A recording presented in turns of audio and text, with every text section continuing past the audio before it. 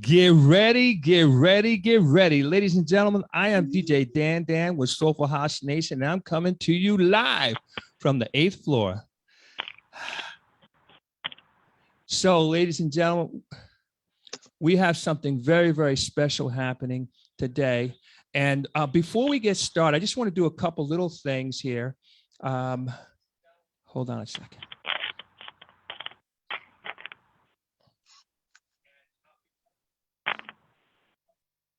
I just want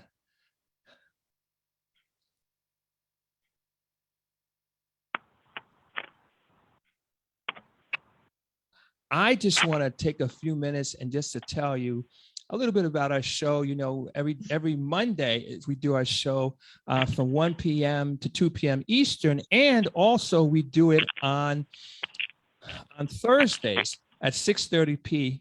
Eastern also. And of course, you know, Soulful House Nation is about getting this stuff and getting our music to the public.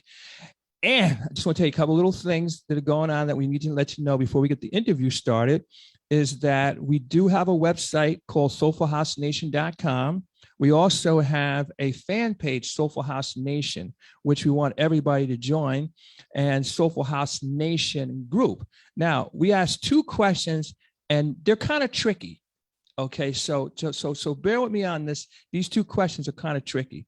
Tricky question number one, to get admitted into the Soulful House Nation group. How did you hear about us? Boy, that's tricky, right? That's tricky, right? And then the second question is, are you a dancer, DJ, artist, performer, producer, promoter, or just a listener? Or, hey, you're just curious. Tricky, right? Well, you'll be surprised. All right, well, listen, let's get started. We're going to start off, of course, with the easy stuff. The easy stuff is, you know, and I want to go around the room. We're going to start with Leonard. Leonard was the first one on the call here, so we're going to start with Leonard. So Leonard, just tell us a little bit about you. We're going to go around the room a little bit so we can get everybody to meet everybody. All right. Okay, my name is Leonard Davis. My friends call me Butch. I've had that name since I was a youngster. I've been in the group from inception. I guess I was about 14 years old, 15 years old, singing with, well, we weren't called Double Exposure at the time. We were called the Mystics. And then after the Mystics, United Image, and after United Image, Double Exposure. So we've been together for quite some time, and we're still pushing on. So we'll see what happens in the near future. Fantastic. Mm-hmm. So I'm going to go counterclockwise. Lorenzo, you're up next. Tell us a little bit about you. And okay, your mute button is on. There you go, sir. Mm-hmm. My name is Lorenzo Bell. I'm from the Bronx, New York. I've been in the group for about, I'll say, a little under 5 years. And basically, been singing all my life and glad to be a part of groups such as Double Exposure. Okay. All right. Kenny? Hey, I'm Kenny Pitt, sometimes known as Derek, depending on where you know me from Philadelphia. And I've been in the group a little under 5 years also. Lorenzo and I were joined around the same time, and I'm enjoying it too. Now, let's start a little bit. We're going to do all the easy stuff first, and we're going to go a little deeper. Now talk about early music influences, but I want to get Joe first and tell us a little about you, because I know you were one of the original members too. My name is Joe Harris. I'm the one accused of starting all this madness. I have been singing since about 14, 15 years old, right along with Leonard, or Butch, as we say. We've just been having fun. It's just been a fun thing for years. As far as influences, personally, myself, I always refer to the Flamingos. Okay. I might be too old for some people, but when I was a kid, my aunt and my cousin used to take me to Uptown Theater in Philly. That's equivalent to, that's Philadelphia's Apollo, or that was Philadelphia's Apollo. And as a youngster, I got a chance to see a whole host of artists, the groups, performing artists at that age. And I used to study all the groups. I was just mesmerized. And my top one out of all was the Flamingos. Okay. And I always wanted to start a group, to put a group together. Mm-hmm. And it materialized. We used to sing in rec centers and house parties and you name it. We were there singing wherever we could. And it's just been a project. It's been something we've been doing. Feels like all your life, pretty much. Wow. Now, how about other gentlemen? The other gentlemen, how about early music influences for you guys? So, Kenny, you want to start? Sure. Having an older sister who was a teenager when I was born, I loved music from ever since I can remember. So anything she brought home, I liked. Marvin Gaye was a big influence. I love Otis Redding. Love the Motown groups, Temptations and Supremes, to be a little more precise. But the record that made me want to be a singer was a record that was in the house before me, called Here's a Heart by the Diplomats. And for whatever reason, I just wanted to sing in a group after that. I just played that record over and over until I broke it. But they broke it on you, which my sister doesn't care to hear it to this day, thanks to me. All right. About Lorenzo and Butch, early music influences. Well, basically, I would say definitely Motown. Mm-hmm. Down in Philadelphia, I would say, well, I had a little different influence because my parents sang gospel music, but my uncles, one of my uncles basically was my babysitter because he only has about 6-7 years on me. Mm-hmm. He would play Chicago and mandrill. Oh, wow. And, so I'm getting blasted at 4 or 5 years old with Richie Havens and everything else. So, it was my musical education was just from everything you can hear, basically. Hey, Butch, how about you? Well, you know what? I was thinking while the guys were talking, and I was influenced at an early age. My cousin, my father's sister's son, which would have been my cousin, played with Clara Ward singers, and when they were in town, we used to go to church and listen to them sing. So I was influenced by that. And another time I was influenced by my father's brother, Eddie. He sang in the doo-wop groups. And during holidays, we used to always have family gatherings. And so my uncle would sing. And I remember, gosh, I must have been about 5 or 6 years old. And I was looking up at him. And I was mesmerized. I mean, they sounded so good during that time, and I think that was surely the most influential time in my life, and got me started with that. And then I started singing. I sang my first group. I was 11, 11 years old. From there, and then I met Joe later. I guess I was 12 or 13 or 14, and then we've been singing together ever since. But I'm sorry. Temptations was one. Low Anthony Imperials was another. Influenced me. And who else? And then you have the guys from Stax. The Mad Lads, the Unifics.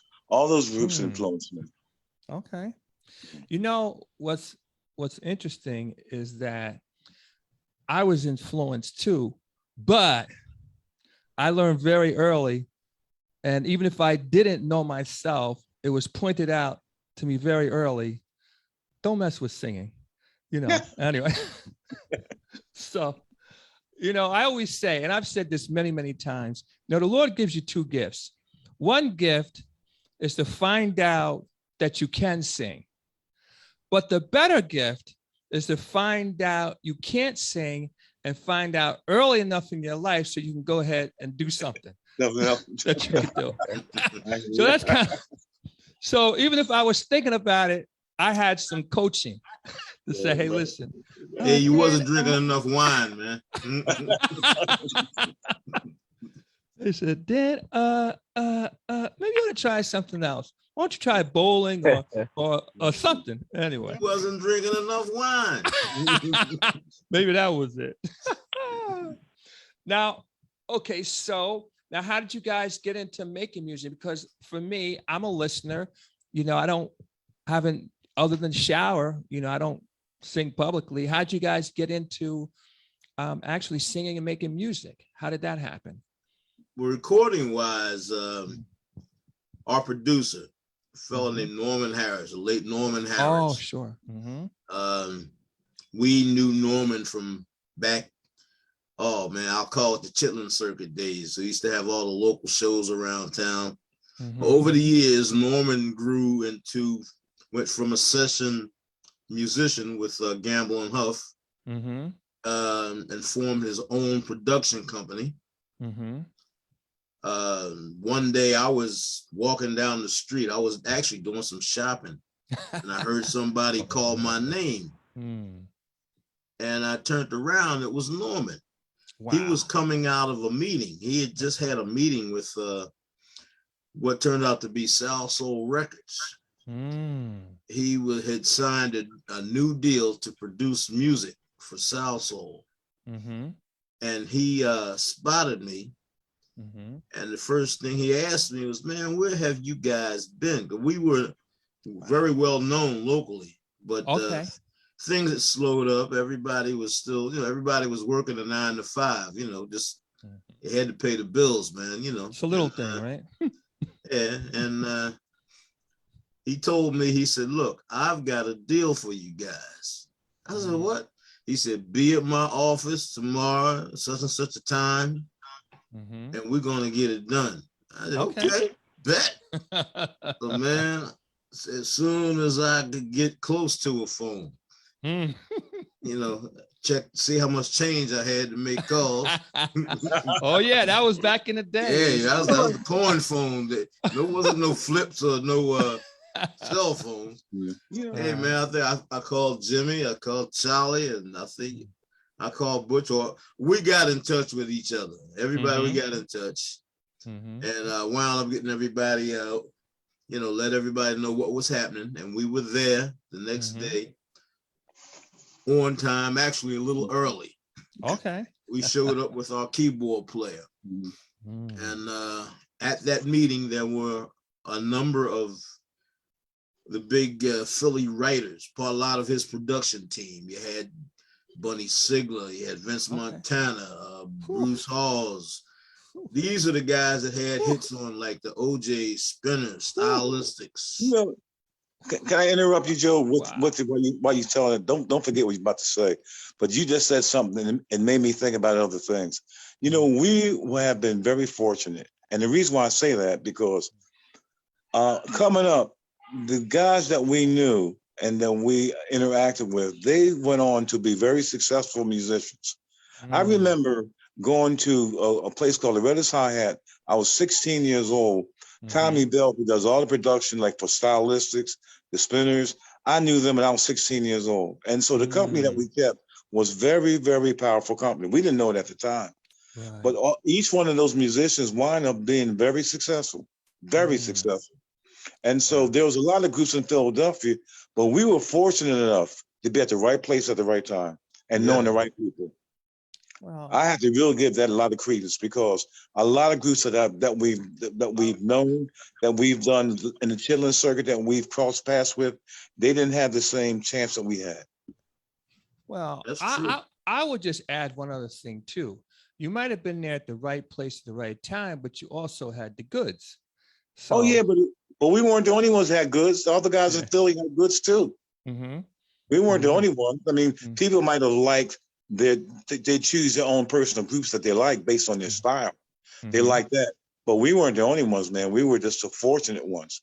And we held our own even back then for sure. As Joe said, a lot of people knew who we were, but I have to say a lot of that, man, was by God's grace, man, because it could have been any one of them. And some of the groups that we've seen coming up with, And after we started having some success, we would see them and they would say, man, y'all always on the radio. And it could have been them. It could have been. I mean, we came back from South Africa. We was on a tour over there, and when we came back, they said, "Man, all we keep hearing is y'all stuff." And these are the groups that I've known and I respected. I do, because they were good. Wow. They were good. Wow. Now, how did you guys get the name Double Exposure? I mean, like, talk to us a little bit about that. How that came about. How you met. And Out you of know, a joke. and then when you finish it up, that part of it, a lot of groups come and go, but you guys are still together. So my question is really two parts. Number one, how did Double Exposure come about? How you met? How you and how you stayed together, and how did you get the name? So it's a couple of parts to that. So Well, the name came about as part of a joke. At the time, we had some white guys in the band.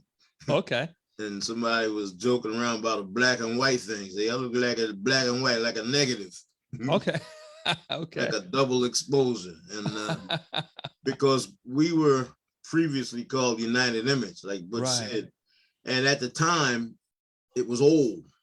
It was suggested that we change the name, update it to something that sounded a little more modern at that time.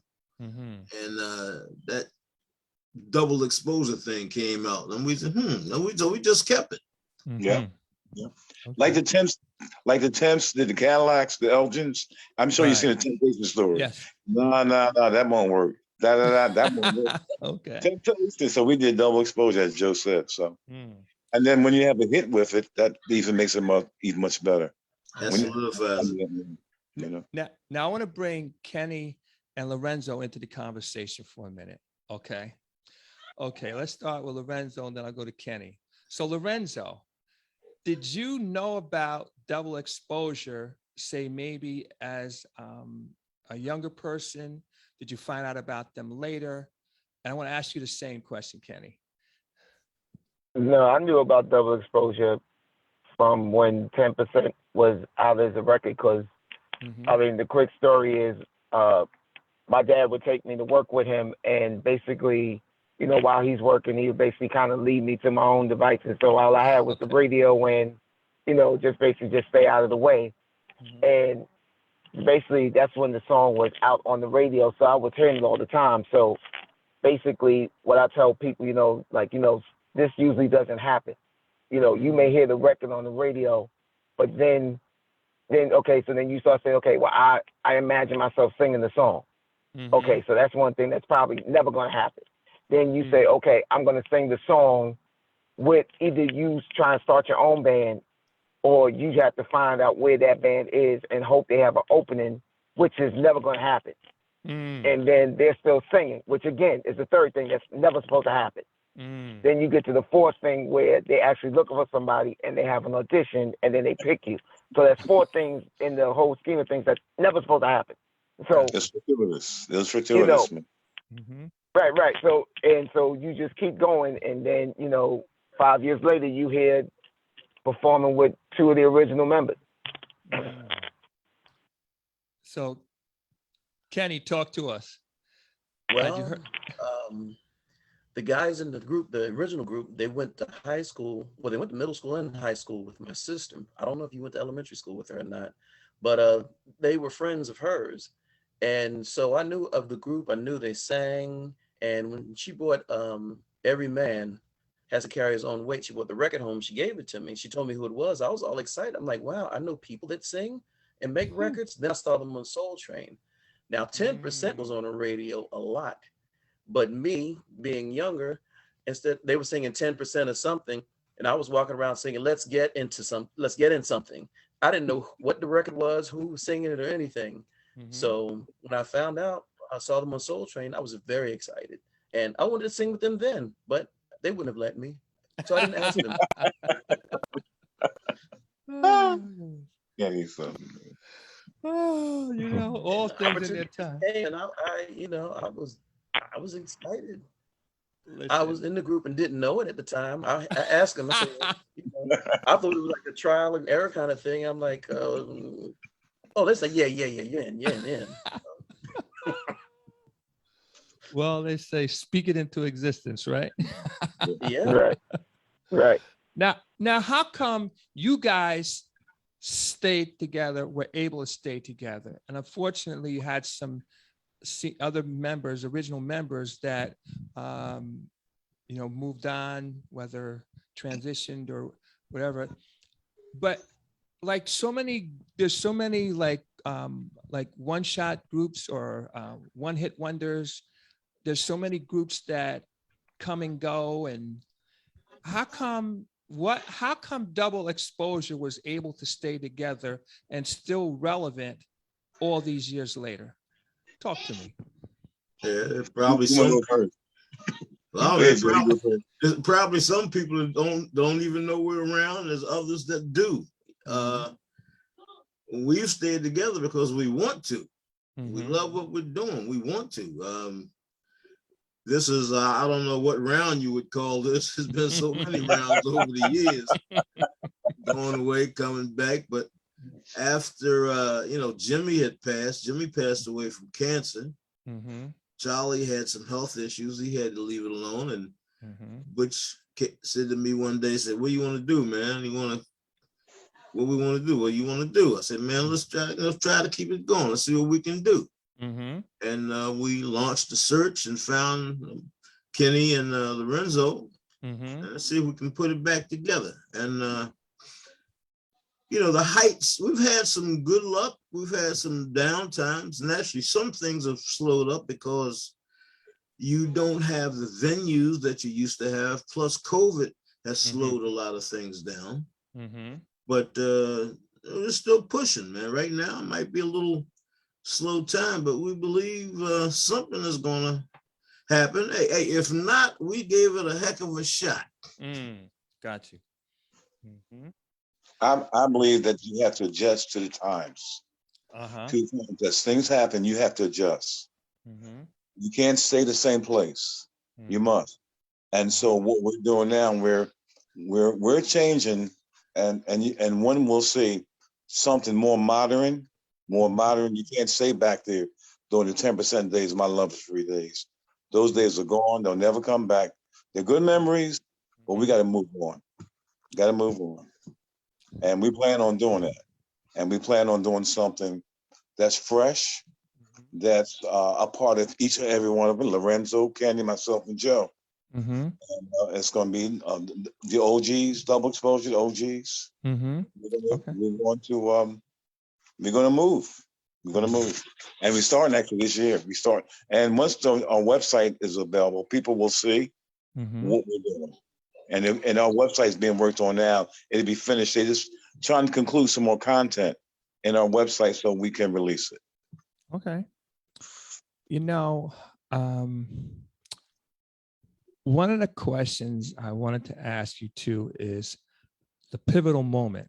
Like, so you're out there singing for years. Like, a lot of people only recognize you when you hit the spotlights, but they don't know what it took to get to the spotlights.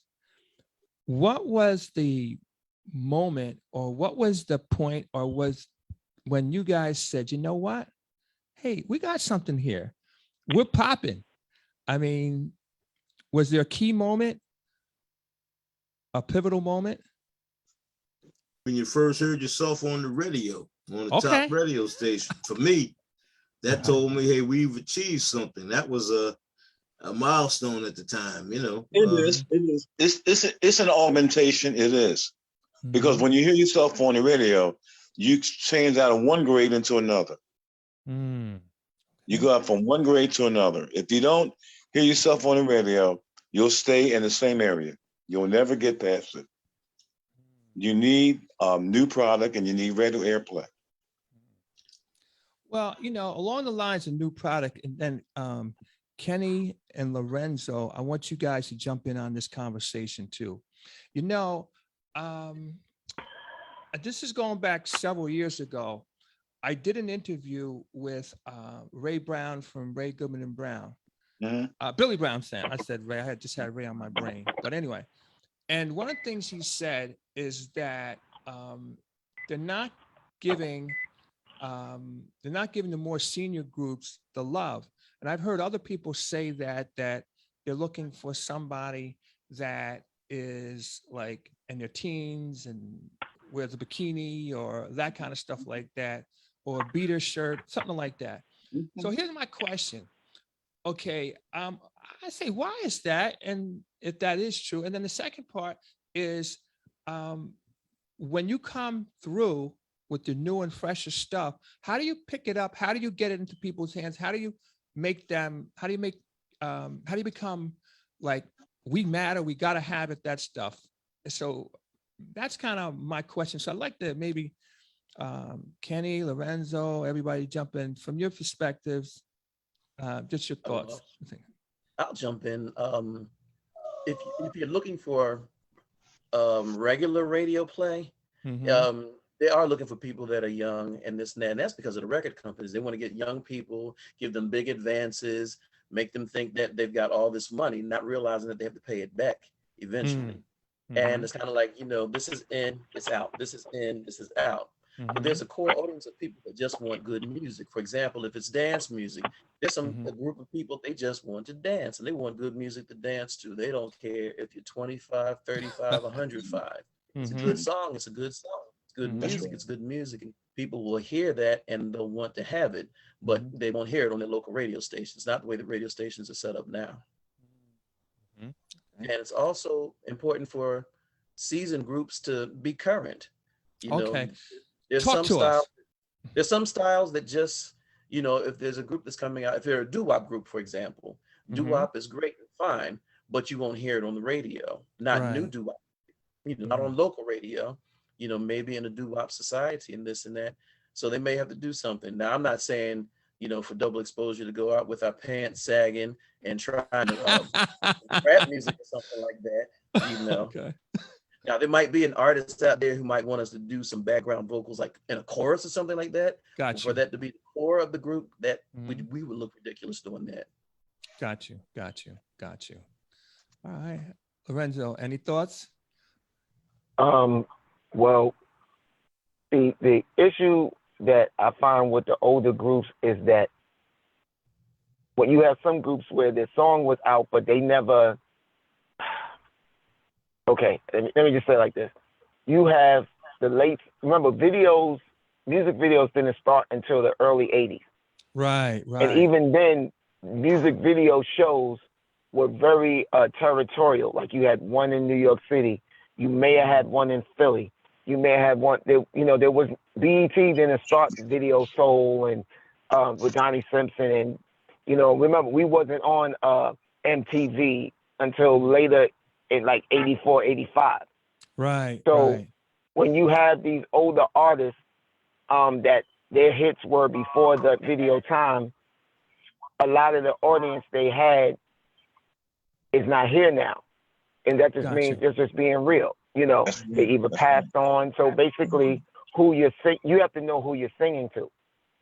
And with what makes our situation unique is that our music, especially My Love Is Free and 10%, has been gravitated to by the house audience. Yes.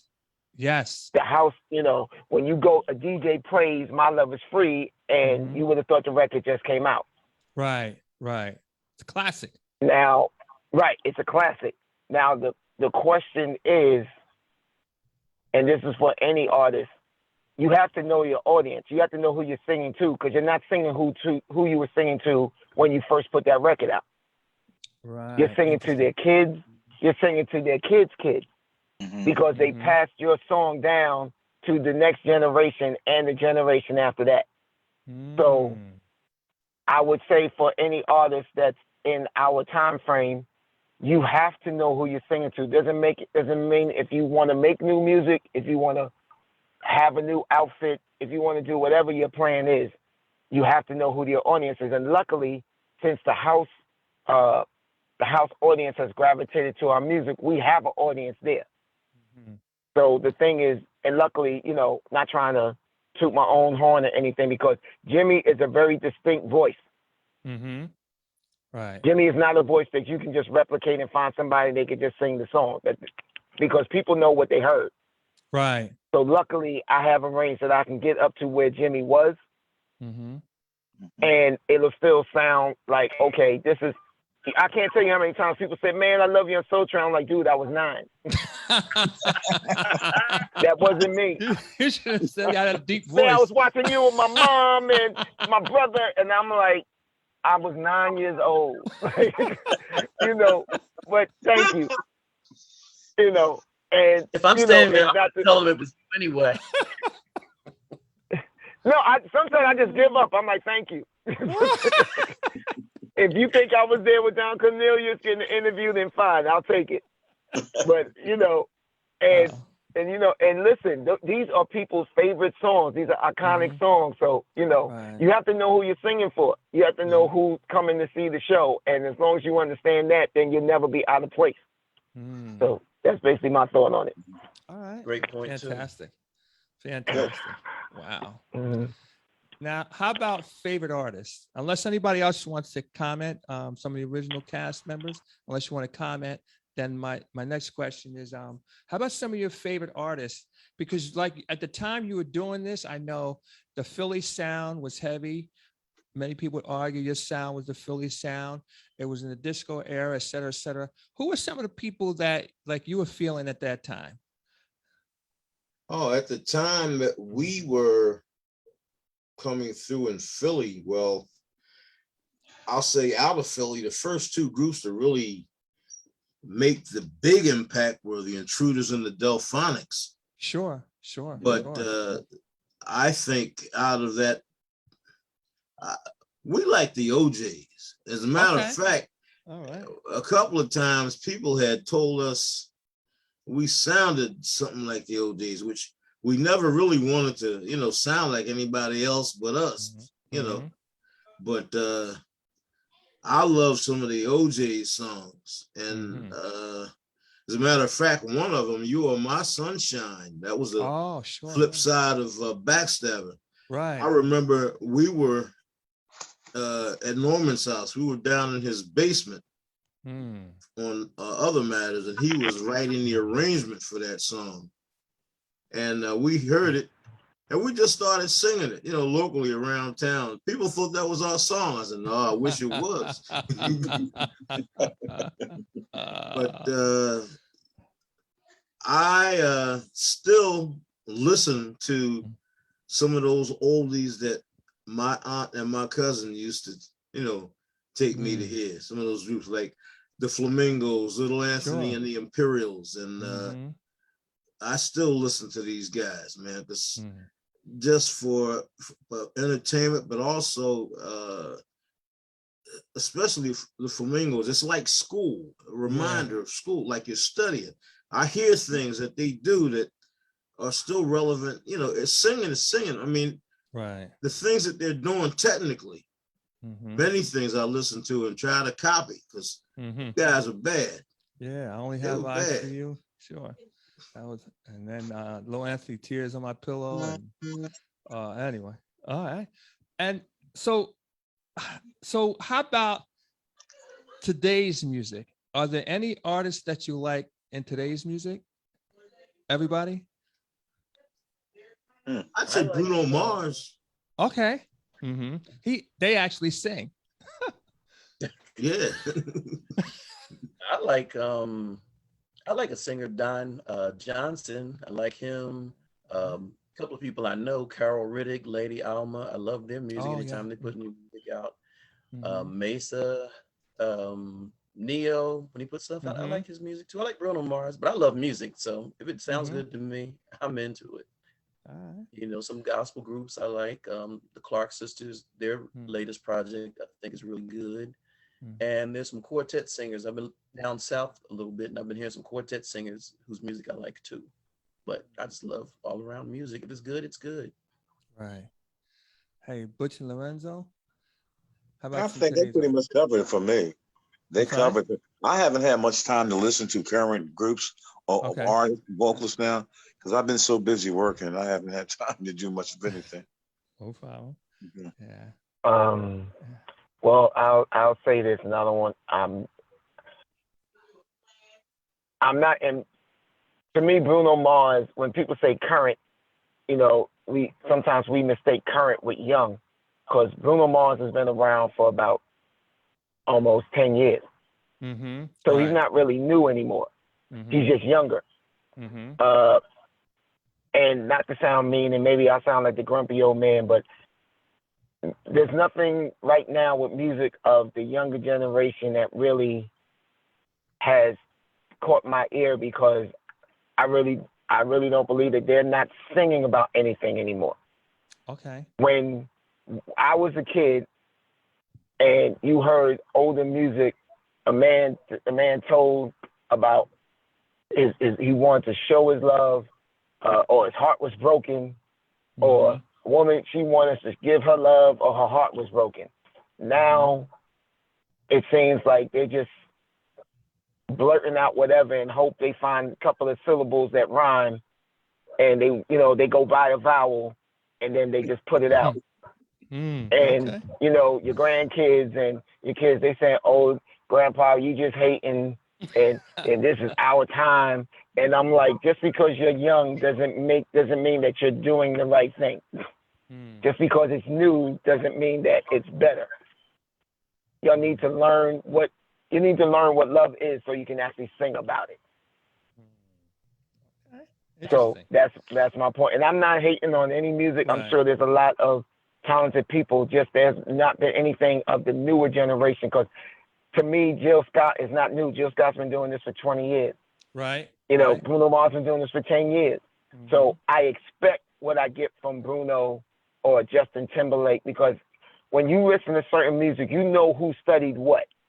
Right. Gotcha. Right. You know Bruno studied. You know Bruno was in the house listening, and there's a difference when somebody tries to remake music to try and sound a certain way, or they were actually influenced by the music that makes them do the song the way they did it. Right. That's right. Because everybody was influenced by somebody. There's no way that the OJs can't say they learned from the Temptations. The Temptations learned from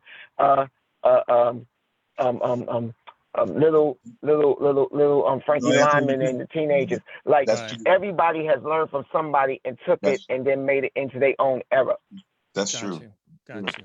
So that's going to happen.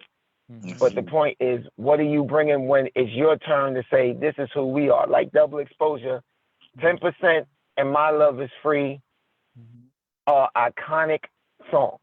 Yes. And it's not just about the music that came with those songs. It's the vocal. Jimmy's vocal is an iconic voice that will live on through time. Wow. And the harmony, is on point, so that when you hear the song, when you hear 10% and you hear that, it's an announcement. It's an announcement to come back through time and go to where you are. When you hear that piano line of My Love is Free, and then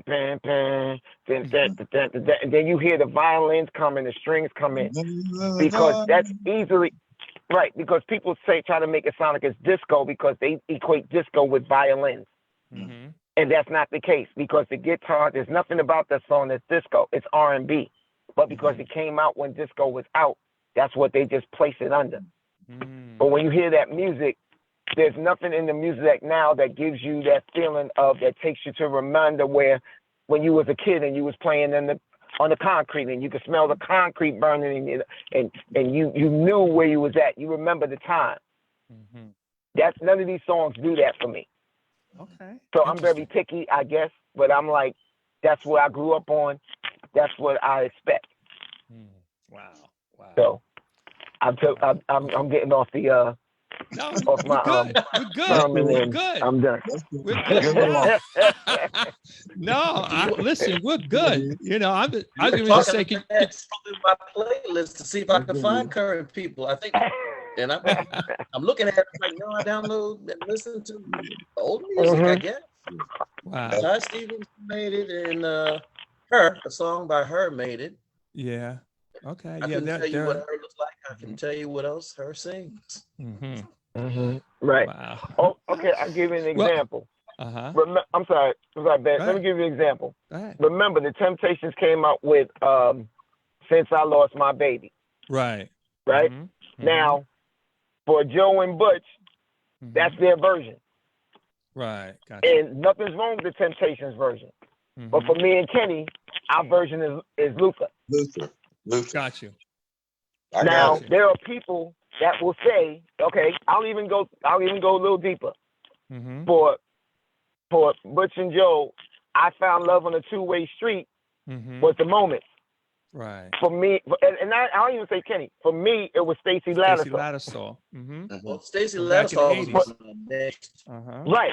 But I it was got still classic music. So even though Stacey and Luther remade it, they remade it into a classic. They didn't just dumb it down and just say, okay, we'll try and sample it and write some little crappy lyrics to it and hope it passed. They made sure they paid homage to who put it out first. Because I'm sure somebody's going to try and sing My Love Is Free. Somebody may try and sing 10%. And it's not going to sound right.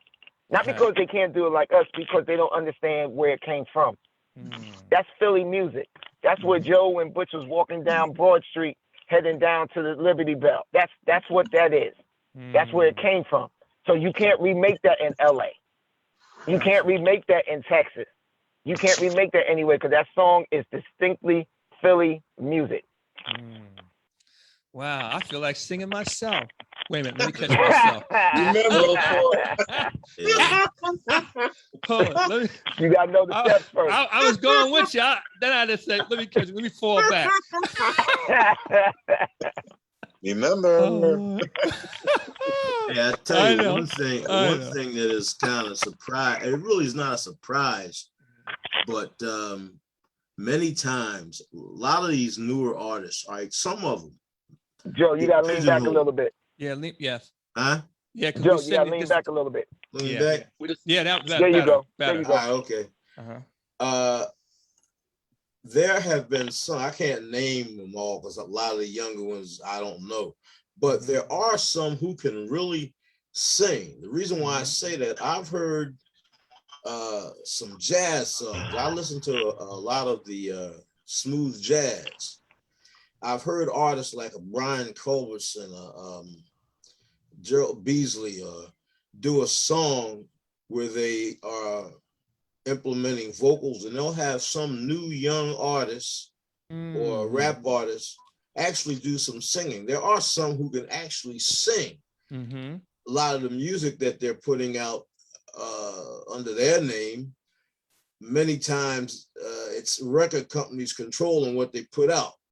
You know, we used to hear, oh, that sounds good, but we want something to sound like so-and-so or sound like so-and-so. Oh, we don't want to sound like so-and-so. Right. We want to do our own thing. This is us. But my point is, there are some young rappers who really can sing. That's the only avenue that I've heard them, you know, the opportunity for them to express or demonstrate that talent.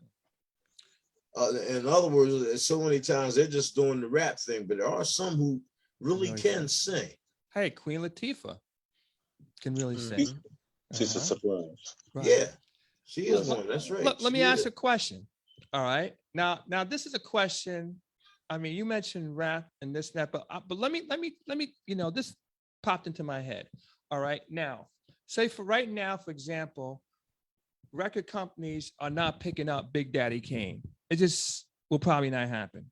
Not saying some independent one, but I'm going to suggest to you that Big Daddy Kane can keep up and or surpass the current rappers.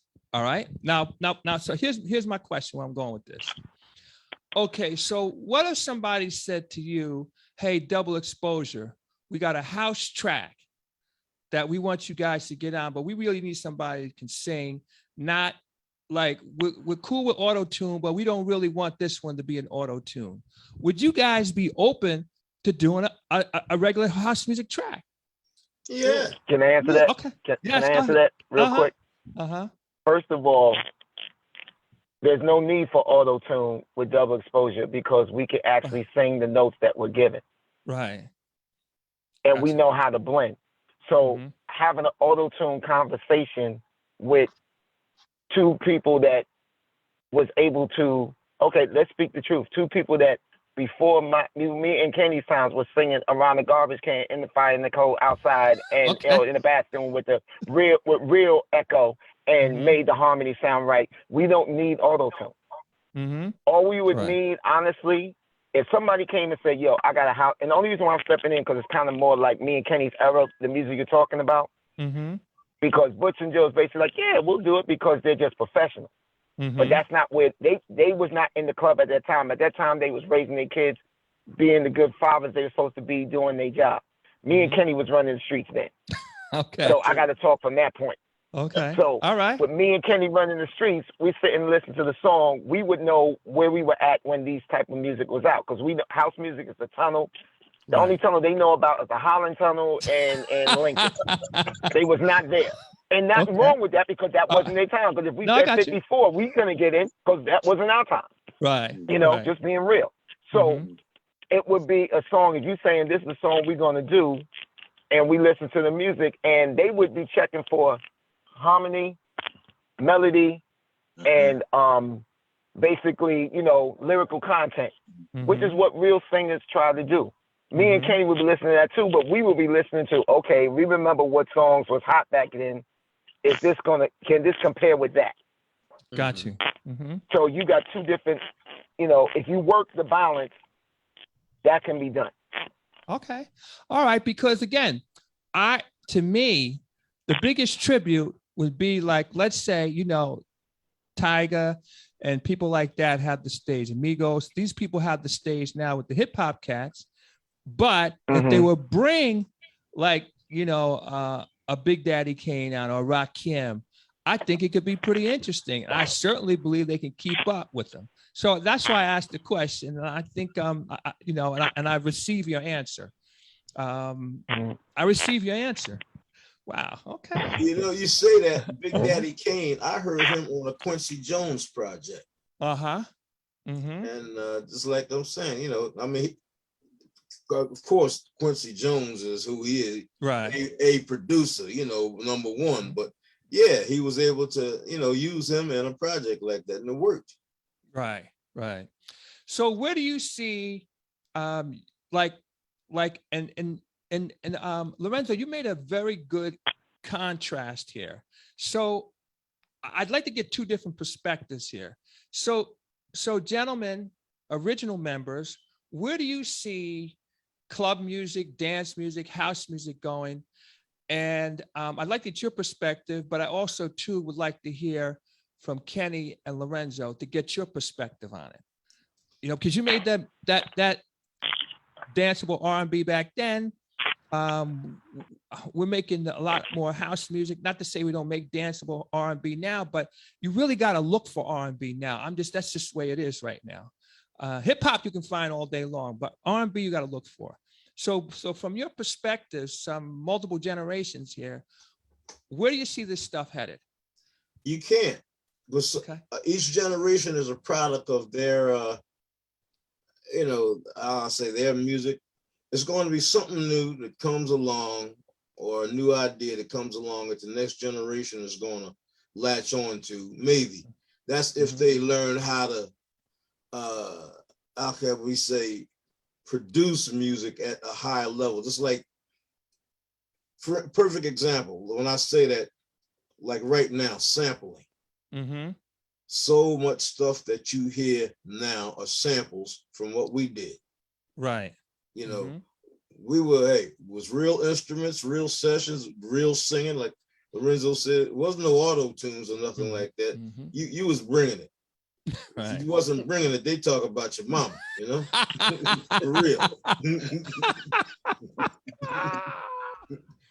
But the generation, man, that it's in, you know, the next generation, as they come along, whatever they like and whatever the music companies feel that they can sell and push, that's what it's going to be.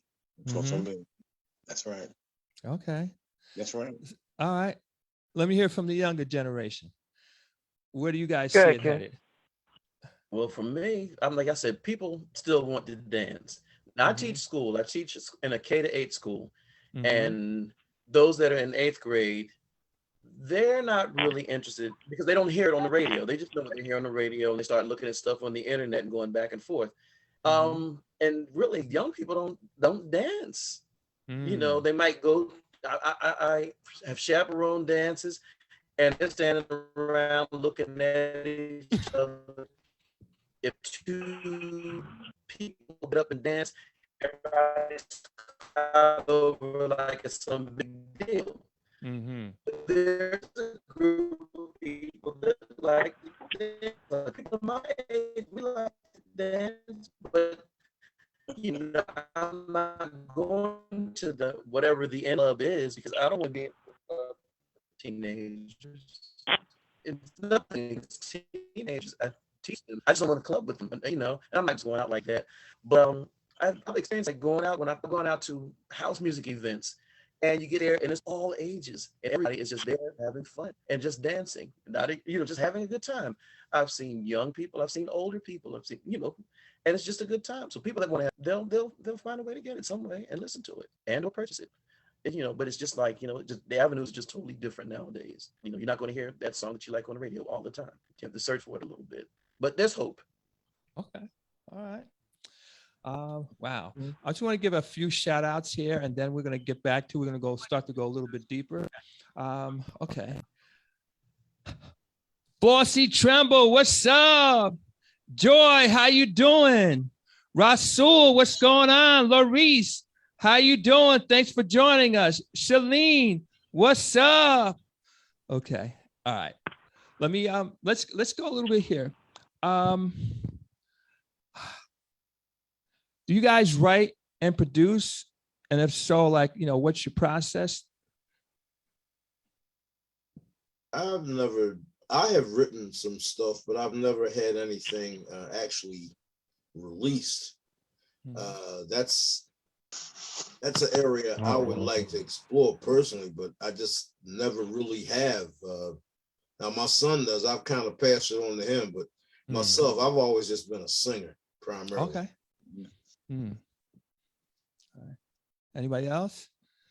I've written a song and it's been produced and it was released, but it was very, very limited. It was like a trial kind of thing to see if anybody would even bite it. And but I wasn't in a position to do too much with it. I wrote that with a guy named Zamu Sankofa and another guy, Brett Cole. And we just did it and we performed it, but that was the end of it. Right. It was a real funky tune about my teaching experience at the time. But as far as in the group, I don't know that I haven't sat down and written anything. It's not saying it's not impossible for us to do. I think we should try it actually. And I haven't, but that doesn't mean that I won't. Got you. Let's see. Well, I've written songs. I've written songs for Mary J. Blige when back in the days. They didn't make the album, but can't say I didn't write for it. And she heard it, she liked it, but it doesn't make the cut. I haven't written in a long time, but I think that piggyback on your question, what you said, what is the process? I think for the bottom line is to create anything new, you have to know who you're creating for. And you have to know who you are when you're creating it. Basically, if somebody came to the group and said, they knew who the group was back when 10% was out, doesn't do us any good because it's not the same four people. Got you. It's a whole different group. So you're going to have to write for the group that's here now. So you're going to have to write for whoever voice you heard for this song, and they have to understand what you're writing for and who you're reaching out to. Because let's just take Bruno Mars, for example. Let's take that Silk Sonic song that everybody's losing their mind over. Right. There are a lot of people who wonder how that song works. The song works because there's a vacuum of real music, of melody. And what he did, him and Anderson .Paak, was they took that vacuum and they said, here, because women want to be sang to. And they even made it even clearer when they did in the video, and they showed them singing to the women in the studio. So all the women went nuts. So then when they perform it, how do they perform it? On BET Awards or whatever, they make sure there's a whole bunch of women that's singing the song with them. So you don't even hear them. And honestly, if we go back in time, I won't even go back in time. Let's go to Five Heartbeats. Okay. When Flash and them all came and sang, and the Midnight Birds and the Midnight Falcons and whoever, those women was in the crowd and they were losing their mind. Not saying that we only sing to women, but you have to know the crowd you're singing to. So if I would say the process, if you're singing a love song, I would say that you're singing to somebody that you care about. Okay. And know and write for that. And then hopefully it'll connect to whoever you want it to connect it to. Joe, I want to go back to something you said earlier. And like, you know, the Flamingos, I Only Have Eyes for You, and all the stuff that they did. And how important do you, because you go back and that's like you said, an effect that you go to school when you listen to them and you hear different things. How important do you think it is for artists coming up to study people like you, the greats, compared to just going and just doing whatever they do? How important do you think that is? Well, And first I'd like of to all, hear from both of you. Huh? so many of them are not even interested. They don't even understand that concept or how important it is. But like understanding and learning how to use certain things, like when I was a kid coming up, my pop was Joe Williams, Count Basie, Duke Ellington, you know, and stuff I was playing. If I play like a Little Richard, James Brown, man, that ain't no music. Yeah, I'm gonna play you something. I'm gonna show you some music. And listen to this, and listen to this. And even as a kid, but as I even got a little older and started listening, like I heard an outstanding horn arrangement by Duke Ellington that could go today.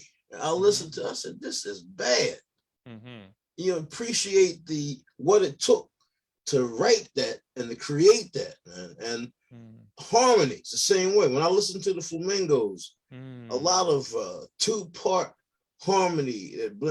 It's a lot of tricks. It's a lot of different ways to do things to make it sound good. And the experience that we gained working with some of the producers in Philly, some of the guys that we worked with, Norman and Ronnie, some of those guys, man, I mean, we learned so much just by being around those guys, listening, learning, them working us in the studio, doing things, teaching us things. And I guess over the years, you know, it paid off, but I mean, you didn't learn it all overnight, man, but it's just, you're interested in learning.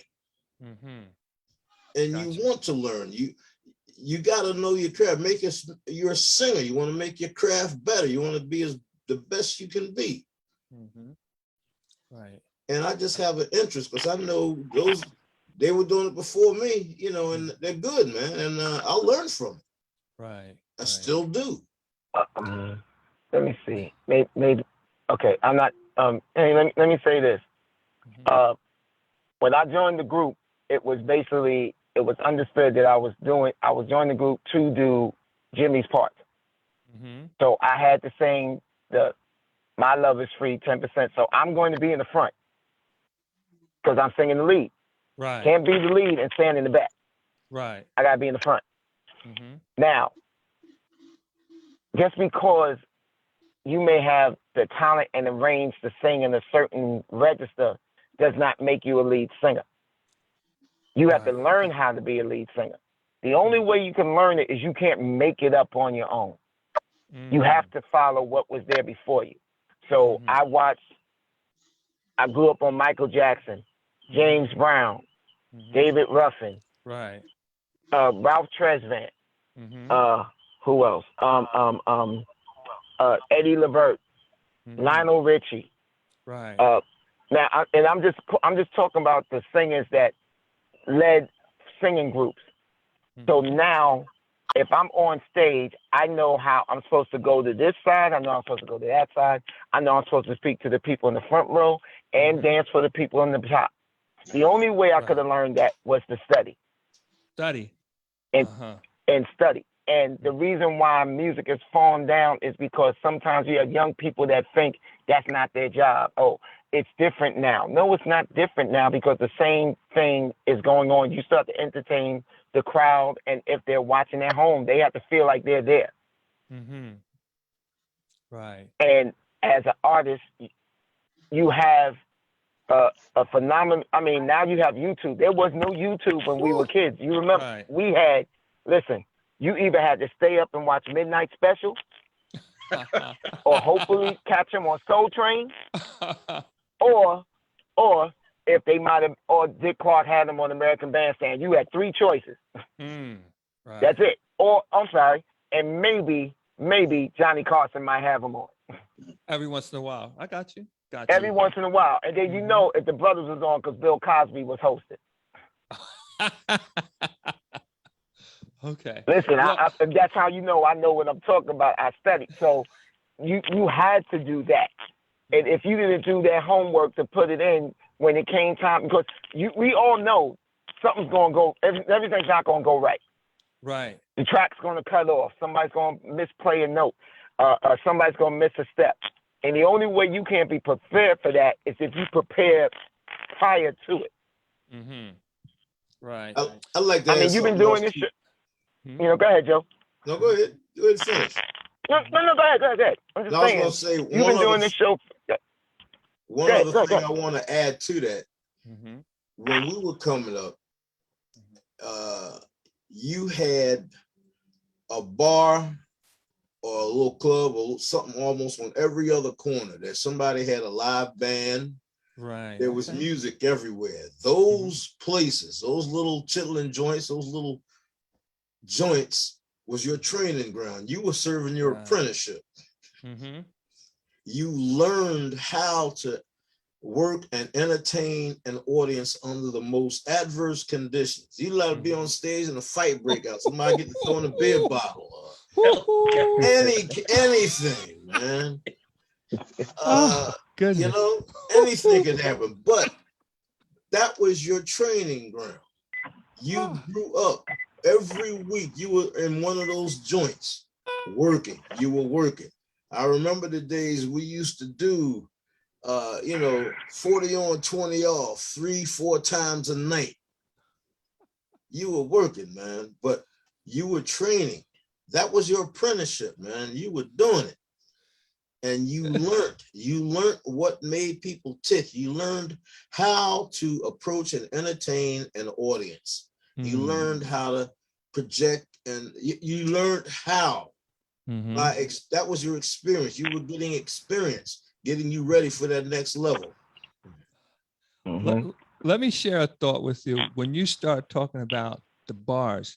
So I've been DJing for many, many years. Most people only know, especially in the soulful house community, they only know me for interviews. But see, my first love is DJing. And if it had to be one or the other and it came down to it and I could DJ or interview, I take the DJing every time. But let me just share a thought. When you said about the bars and stuff, so I worked in this place. I worked two places were pretty interesting. One was a black bar, and it was called the El Colonial, but it was nicknamed the Bucket of Blood because every weekend a fight broke out. And the music would get hot. Oh yeah, boom, boom, boom, boom, boom, boom, boom, boom, boom, boom, boom. So we had a whole routine in place because we knew there was gonna fight. A fight was gonna break out. Then I DJ'd at this. It was a white bar, and it was the equivalent of the El Colonial, but it was mostly it was white folks, and it was a place called the Ave. And almost every weekend, a fight broke out. Boom, boom, boom, boom, boom, boom, boom. So the bouncers would come, they break it up, says, okay, keep the music down a little bit. We got to get this straightened out. And we go on, and we just kept it moving. But training ground, you learn how to work with the crowd. You learn how to build that crowd into a frenzy. And if you got them, sometimes you went a little bit too far and the fight broke out. And then you had to learn how to back off. And anyway, when you said that, it kind of like, triggered, training ground. You know, one last thing along those lines too. So I watched an interview that Ja Rule did. This is going back, I don't know, several years ago. And one of the things he did is he says, listen, he said, when I started getting in the rap game, he studied Tupac, he studied Biggie, he studied several other people. I don't remember their names now, but he looked at the greats. And that's he says, okay, this is not that you're going to do exactly what they do, but you can be inspired by it. You can learn style. You can learn a lot of different things, how they move an audience, how they work a crowd. And anyway, you just maybe have a flashback. All right, that's it. Oh, goodness. How about this? Collaborations. Is there anybody you guys would like to work with? It's a couple of young guys. Well, I'm not even gonna call them young, not anymore. But I've listened a lot to Jimmy Jam and Terry Lewis. Okay, sure. A lot of the material that they've done over the years. Mm-hmm. You know, even with some of the stuff before Janet, before they worked with Janet. Mm-hmm. I've heard some things, and watching an interview on them, one thing that got my attention, Jimmy Jam mentioned Philadelphia as one of his influences. Okay. And it made me think, and it made me listen even harder, because listening to some of the things he was doing. And when he said Philadelphia, and I thought back and I listened again, and I heard a couple of things that I used to hear in Sigma. Some of the guys do. There was a couple of things that were recognizable. Okay. And him saying that Philly was one of his influences. I said, wow, you know, I understand. I'm getting a better understanding on his approach. Got you. Yeah. I mean, nobody starts from scratch if we keep it real. Everybody starts somewhere. And usually it's somebody that they like, a sound they like, or something. I mean, again, when people say they did it on their own, I say, yeah, sure you did. Anyway, how about people that you've worked with? Anybody you'd like to work with? Oh man. Okay. Well, this is what I'll say. If I interject, if you talk, I would say whoever we would work with, I would say the ideal producer, I would say, would be somebody like, I'll say Leon Silvers. Leon Silvers? Yes. Okay, you mean from the Silvers. Silver, Mr. Mean and all that? Silvers, but also right, really? but also Leon produced Shalimar. He produced The Whispers. He produced Guy with Groove Me and all those things. Really? Because Leon Silver, Okay. Wow. Leon Silver's catalog is ridiculous. Leon Silver's attention to detail with arrangements and lyrics is very unsung. And I know that he would understand exactly hearing what's needed, what we do, and how to make it merge into something that the public would like. So I would say him.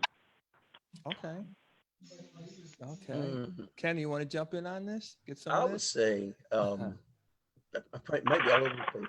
Quincy Jones, Missy Elliott, Gordon Chambers, Nona Hendrix. Those are like four that just jump off the top of my head. Different styles, but I've enjoyed music by all of them. Stuff they've written and just put out there. And I've had experiences like kind of, well, not with Quincy, but I've been in Gordon Chambers' company. He wrote a while ago, "I Apologize" by Anita Baker. Nona Hendrix, of course, is from the Bluebells and LaBelle. And I just really like her writing style. I listened to a lot of LaBelle music, and they were way ahead of their time. What she hear, the images that she puts in her writing, I'm just enthralled with. I had the pleasure doing a music workshop with her, and she was just everything. She really was. And Quincy, because he's Quincy, he's Sure. And I forgot his name, but I just I always read my album credits and all all that kind of stuff. So a lot of those people, yes. Okay. How about this? How about highlights? Highlights of your career. Now, there's two levels here. There's the newer guys, and then there's the more senior. Notice how I said that? I didn't say older, I said senior. Anyway. Like highlights. Tell us about some of the highlights. Wow. So many, man. For me personally, I think our trip to South Africa, because My Love Is Free went gold in South Africa. And the whole process that led us there. And then once we were there and the experiences there, we were there for a month, and that month was off the chain, man. Okay. That's a whole nother interview. Okay. All right. Wow. Since my time in the group, I would say one of the highlights was when we were on the bill at a private party, and the Jacksons were on the bill also, and that was exciting too. You know, because I listened to them as a kid too, and who would have thought that I'd be on the same stage with them. Or the same stage that they're on at the same time, at the same event. That was high. That was exciting. Okay. Let's see. I would say, I mean, that definitely, I figured that would be the one you would use. So I tried not to. I said, let me try and think of another one. I would say the best one. Well, I don't say the best. I'll say one of the most memorable was when the first time we performed at Westbury Music Fair. Oh, okay. And I've seen the OJs, the Time, Kool and the Gang. The list goes on and on. New Edition at that. So to walk down that aisle to get onto that rotating stage, performing, for the people that's out there. That was a highlight for me because, that was, that's a major professional venue, and you never forget the first one. Right. So, I just look at that and say, hey, that was great. Yeah, it was. That one. Hey, Butch. Forgive me, guys, but Joe and I, we almost shared the same thing. Okay. But I've been up since 2:15 a.m. this morning, yesterday. Okay. And then I'm winding down. So forgive me, man. We're good. I'm not as sharp as energetic as I would have been that first I've been up since 2:02 this morning, man. I feel you. Yeah. Well, anyway, if you're up to it, the question was a highlight, like name a highlight of your career there. I'll tell you what, one of the things that impressed me was when we when we did a show at the Park Central. We haven't sung together in years, and Don Welsh promoted the affair. Okay. And I think that that was once at this particular time. I think that was the most impressive gig that we did. As Joe said, I mean, I was there with them, obviously, to share the same thing. I had the same feeling. But when we came back, the place was sold out at the Park Central. The lines were all the way around the corner. And when we jumped on stage to sing, what really moved me is that the audience was singing the songs with us. And it was heartfelt because I was surprised that they missed us, and obviously showed because the place was packed and they couldn't get nobody else, no more people in there. They had to shut it down. But the thing is, every song that we sang, they were singing with us. I just looked at them. I just felt so grateful. Really, very humble too. Very humble. Very humble. If now, I might be wrong on this, but did you guys perform at when they had the tribute for Colonel Abrams in New York? Yes, we did. I thought I thought so. Yep, I was there. Matter of fact, I'd tell you something else, man. One thing that surprised me after that, do you know they put My Love Is Free back on the rotation for 2 weeks after that? on BLS. Wow. Wow. That Wow. told me something right there. It sure did. I They thought had a so. battle. My Love Is Free. When we did that show, they Mhm. put us back on rotation on WBLS. My Love Is Free. Mm. And that Okay. was one of the last performances with the original group, with Jimmy and Charlie, as a matter of Okay. fact. That was Okay. right before Jimmy had passed. Okay. I was there because you were Okay. there. Corey, who did Savannah, Dr. Buzzard and Savannah Band, Shay Shay LaFemme. Yes. Yeah. Let's see. I think that's the night I met Strafe. Then they had the guy, the Serious Intention. Rochelle Fleming. That was a big night. Okay. Right. All right. I was there. Right. All right. Yeah, I've So- got a lot of photos from that night. Yeah. He was there. Wish I had a ticket to that show. That was a good show. Oh my goodness. I mean, everybody came out for him that night. My goodness. Well, we're getting down to the wire here. Butch, so we're going to come in here. We're going to have a soft landing though for you. So we're getting down to the wire. So we're just going to hang in there just a little bit longer, and we're going to give you that soft landing. All right. You won't even need you won't even need earplugs for this landing. All right. Okay. 10%. My Love Is Free. Every Man. What's the backstory? How did these songs come about? And my other part of the question, did you know when you came out of the studio that these were things were taking off like a rocket? I didn't know. Nope, Okay. I didn't know. But Norman said that's your hit. Okay. When they mixed 10%, he said that's your hit. I really didn't know. I didn't know. Okay. When we were first learning those songs, after we had that audition, I remember I told you that Norman had us report down to his office, and we did that audition. After that, naturally the audition went well. We started rehearsing songs. Now, 10%, believe it or not, that first group of songs were written by late Al Felder and fella T.G. Conway. When they first showed us 10%, they actually had wrote that song for somebody else. To this day, I don't know who, but they tried it on us. Conway got to playing, and he showed us the lyrics. Once we started performing it, they looked at each other and said, look, y'all are going to do that song. We get something else for that other group. Y'all are going to do this. And we said, that's cool with us. That's fine. And if you listen, matter of fact, I have a tape.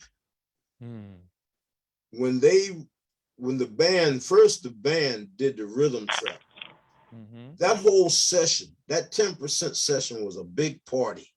They actually had a party in the studio. That's probably why that record was so hot and came off so good. It was a party. It was a real, honest to goodness party going on. And and then I had picked My Love Is Free as the hit. Okay. But that and a few others, but that's how it started. They heard us and wrote songs that they felt that we could, that would write for us, heard the group, heard the voices, and started coming up with material that they felt would work. And the only thing that I'm kind of, it's history now. We recorded a lot of ballads that never really got the exposure. Right. Interesting. A lot of ballads. So anybody listening, you get a chance to listen to some of the ballads also by Double Exposure, or you can go on YouTube and hear. Going to get my love away. Yeah. Okay. Perfect level. Danny, if I get a chance, so what I think was the magic of 10% and My Love Is Free is, okay, we talked about music from back in the days and music now. 10%, when you're and you're a DJ, so when you put it on, there's certain versions where the group doesn't start singing until after it goes through a rotation of the verse, the bridge, the hook, and then back into the hook again. The mix, yeah. So basically, it's an instrumental song. So with both songs, especially 10%, 10%, the way that they did the music basically took you on a whole just flow before Jimmy sings a lyric. Before Jimmy says sing it fellas, you got strings, you got horns, you got guitar, you got bass, you got congas, you got all these things. It's basically an orchestra is saying you can't do it. To do the song correctly, you can't do it with a small band. You have to have a full band. You know, you have to have Earth, Wind, and Fire back there doing the song. Right. I got you. That's true. Okay. And that's how South Soul made their music. South Soul made music that basically said, okay, when you go home, you're not going home and you're going to stay up. You're going home to go sleep because you can, after this song, you know, My Love Is Free, the same thing. That music sets a tone. So even we was at, what was it, Kelsey's in Atlantic City, which is a famous bar down there, and the DJ just put it on. Okay. You would have thought the song just came out. I mean, people are jumping up. Now, mind you, some of them didn't realize we were still in the room. That was They're dancing like, oh yeah, that's them. Like, you know, they were in their own mind. They flashed back to their own life, whatever was going on in their life at that time, and that's why songs like that will never die, because songs like that have a mental, emotional connection to the people that listen to it. That's for sure. That is for sure. Bear with me one moment. You might recognize this. I'm just going to play a little snippet of this. 1 sec.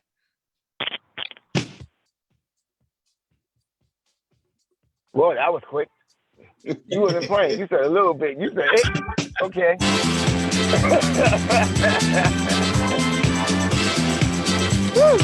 Well, you know.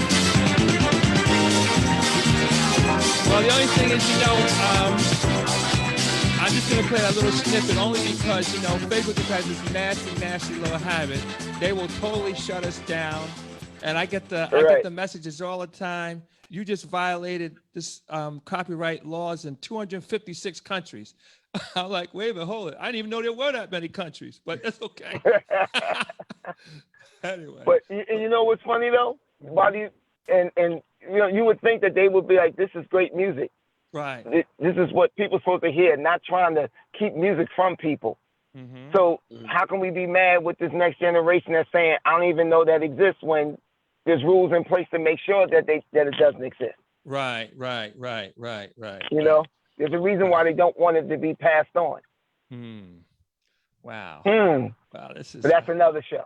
Okay. What was life like on the road? Talk about touring for a minute as we wind. No, they can't do that. Wait.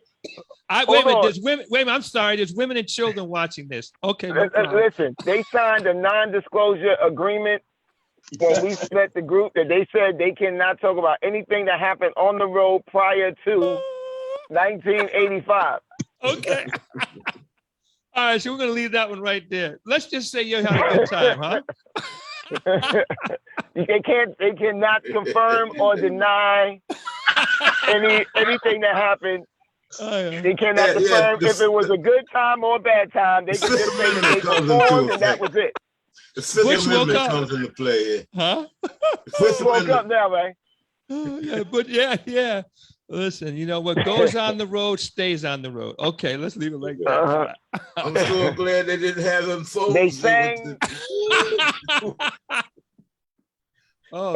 They cannot confirm or deny anything at this point in time. They had video cameras, and we've been in trouble. Well, let me ask you a question. Did you notice a difference in the treatment from in the U.S. versus, say, South Africa, maybe Europe, or any other places? No.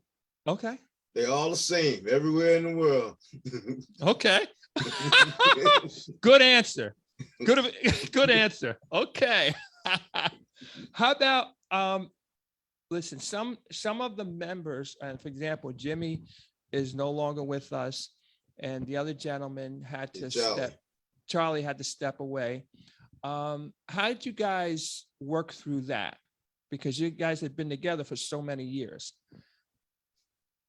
Well, it was a standard I was looking for. We found the right two guys, man, and I can't call them new no more. They ain't new no more. They seasoned vets now. they ain't been through everything yet. But That's right. You had a non-disclosure agreement in place. I got yeah. you. Go ahead. Yeah, the Fifth Amendment still applies. You know what I mean? But Okay. it was once we found them two, man, and we just kept it moving. Got you. Best we could. Like I said, the only thing now, as far as working, the venues are less. They're not. There was a time you could make a good living just working the club circuit. You might work one club maybe 2, maybe 3 times a year.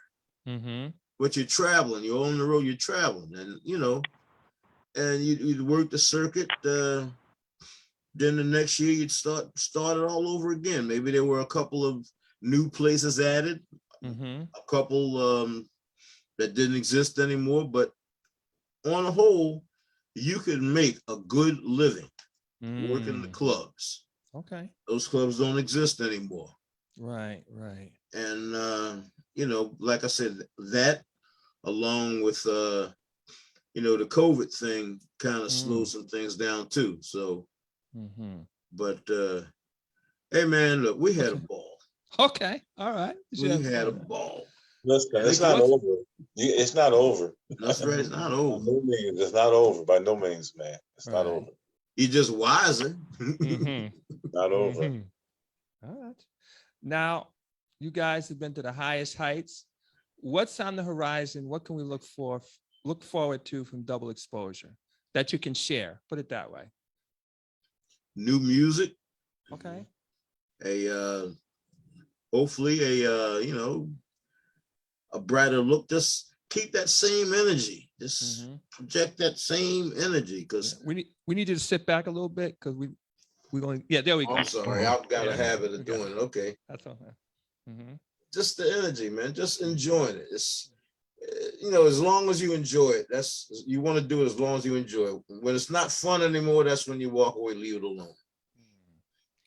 Now, what lessons have you learned along the way? If you could say, listen, let's pretend you're sitting down, say with your son who's maybe getting into business, or maybe other have children or grandchildren, say, hey, listen, you're getting into this business. Here's, say, 2 or 3 things that you need to know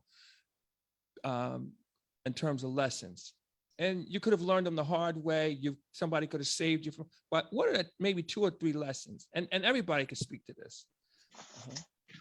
Learn your craft. Okay. Learn your craft and always treat people the way you want to be treated. The very fact that we're in this position today is a result of us not burning any bridges. We've been able to come back across some bridges. So always keep that in mind. Okay. I had to excuse myself for a couple minutes. I'll be right back. No problem. Okay. No problem. Those are the two to me. Okay. There are other things, but right off the top of my head, those would be 2 very important lessons I think that we've learned. You learn your craft, be the best you can be. When I talked about studying other artists, music, arrangements, different things, listening, and like I said, always treat people the way you want to be treated. Gotcha. And it'll come back to you. Kenny, what goes around comes around.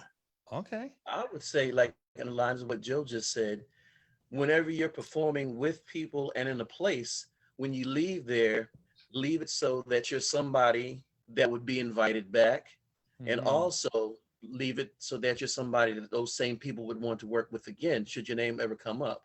I would say be prepared, because people just see, they see a show. They don't see all the sweat that goes into rehearsals trying to Right. perfect that show and to make it something worthy of seeing. But it's also something that's, can be ready, because you just never know what, Right. look what happened with the signing.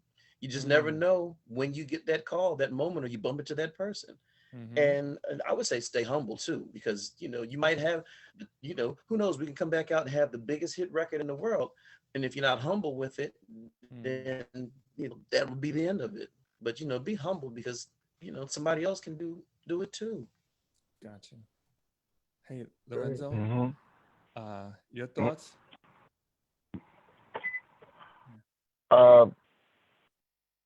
Basically, I would just say that if you're going to be out there and you're going to do music, then be real about how serious you are to commit to it. Because the music is not something that you can just do on the side. Okay. Music is something that it comes from your heart to do. It's something that comes from, it takes the total commitment of your essence to do. So if it's seriously that this is what you want to do, make sure that you're ready to make the sacrifice that it takes to learn your craft, to know what you have to do, so you can be prepared for the opportunities when they come. Got you. I like to say, and two things when it comes to being success or having some level of success, two things. It's almost never can you, but will you? Will you do what it takes? The second thing is that most people want the baby, but they're not willing to go through the labor pains. Anyway, that's just personal thoughts there. All right, so Very true. Do you prefer the That's very studio? true. Yeah. Do you prefer the studio or live with an audience? I like either one. live. But I mean, I like them both, really. But live is just because you get to interact with people and see their responses and see their faces. And, you never know what people are going through. But when you're out there performing and you see people smiling, you know that you made somebody happy at that moment. The studio is a different kind of proving ground, or at least it used to be. It still is. It's like I said back then, we weren't using computers and all this electronics. We had to bring it. Okay. You had to bring it. Like Every Man is one song I remember. Alan was working with us in the studio, and like when they say, all right, the background harmony, all right, we're going to double it, we're going to triple it. I mean, you had to sing that whole song 3 times all the way through, and you had to make sure that you took a breath in the same place, same amount of breath to give that note the exact same tone that you did on the last track. You got to remember that. You got to know that. That's part of learning your craft. A lot of times now you can record, you do one cut, one take, and they can double it and triple it with the computer. Okay, it's less work, but it's a whole nother thing. It's easier, on you physically, but when you're doing it the old-fashioned way, that's stretching your pipes. That's getting your pipes in order. Okay. And it's proven that you're able to do that, man. I mean, you're singing. That's what you're doing. You're doing what you're supposed to be able to do. Right. And you prove that you're good at it. Because you hear it, and then when you take it on stage, man, people they're gonna let you know quick if you're on. They ain't gonna lie to you. Audience is not gonna lie to you. Right. Wow. There's no energy like live, like the performance of it. There's no energy like it. When you record, you get a chance to go back if you make a mistake. You get a chance to fix it if you make a mistake. But when you're going out live, the basic situation is that they know you're coming. and you are in charge of giving them the song that they wanted to hear. They want to hear My Love Is Free. Right. And I'll say the difference with me is because I'm in a position where I'm basically the lead singer on, so I have to sing that song the way they heard it. Right. And ain't nothing like having a whole bunch of women staring at you like you better not mess up my song.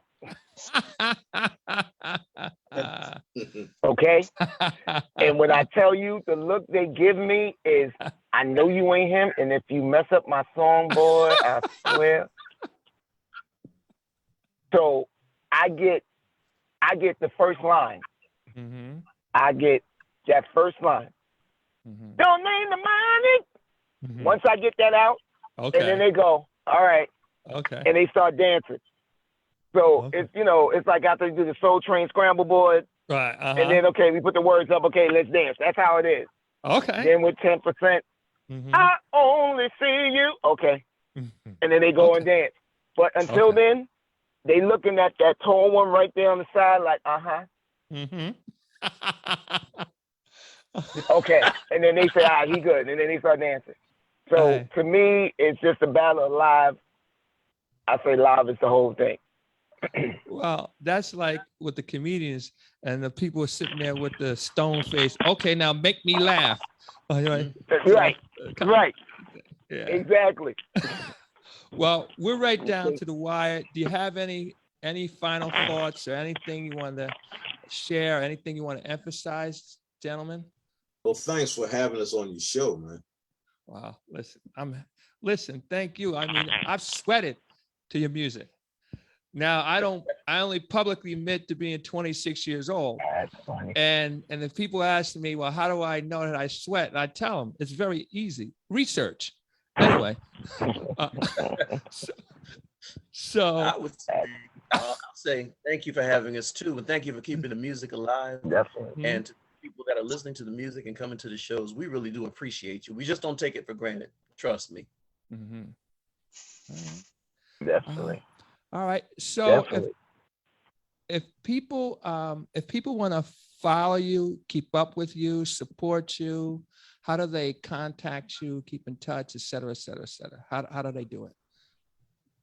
Well, right now, since the new website is not 100% complete, they can reach us through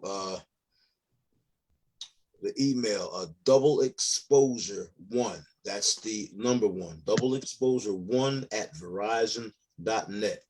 And there's also a Facebook page, also just double exposure, or just look for either one of us, either one of the 4 of us on Facebook.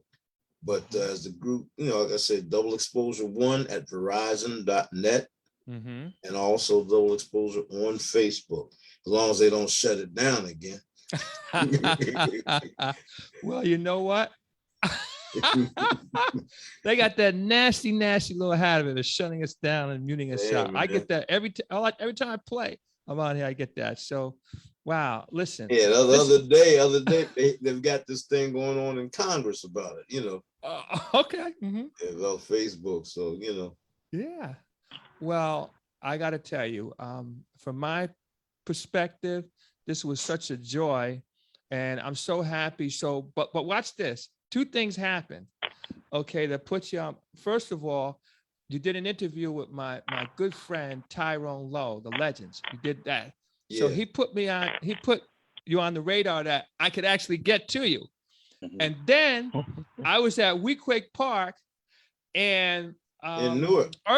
In Newark, right. And Ursula said that Butch from Double Exposure was in the house, was there. So I looked around. I said, "Where is he?" And I saw you. See my face. But I saw you when you were standing up at the front by that little gate thing. Right. And then I got to look at you. So then when I went to the tent, I saw you. Because listen, I was going to call Ursula. I said, "Listen, Ursula, you got to put me in touch with them." But then I ran into you with the food. You see how food, eventually, there's 2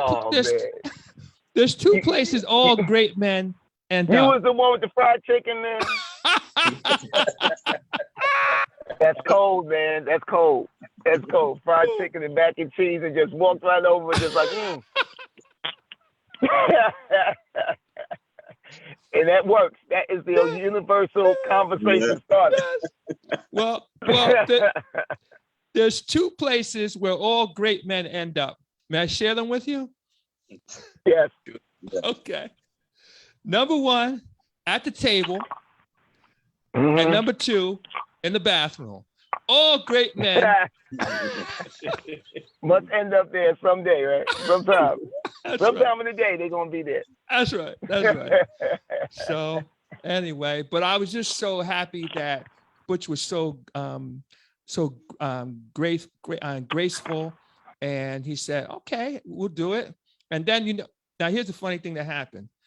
Okay, so he put the two numbers in there, and originally Joe, I don't know if you remember, if I stumbled a little bit because I thought I was calling Butch, Yeah. and then but actually I was calling you.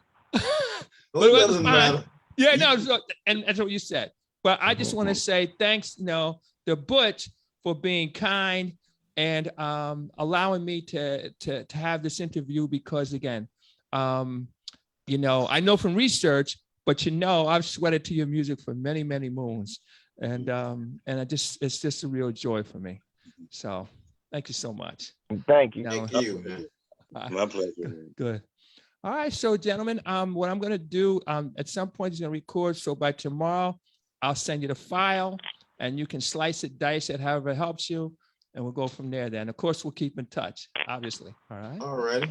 All right. Okay. I want to get All to right, brother. All Thank right, you. then. Thank you so much. All right. Wait. Hold. There's no other way. We got to take a chance here. Here we go.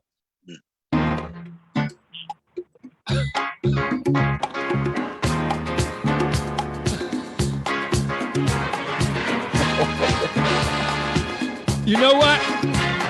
Facebook may shut me down, but they can't mess with my Zoom. How about that? Ladies and gentlemen, thank you so much for coming out and hanging out. I want to just say All right. thanks so much, Double Exposure. I'm DJ Dan with Soulful House Nation, coming to you live from the 8th floor.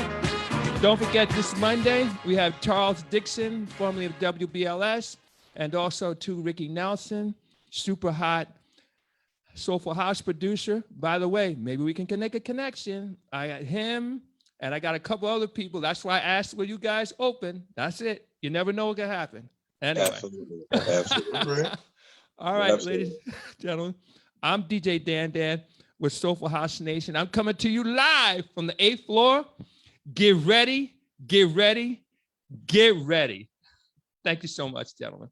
All right. You're welcome, man. Thank you. Hey. Take You're care. welcome, bro. Thanks again. All right, now. Okay, take care. God bless. All right, man. Go get some sleep, Nugget, and go Yes. get some chicken.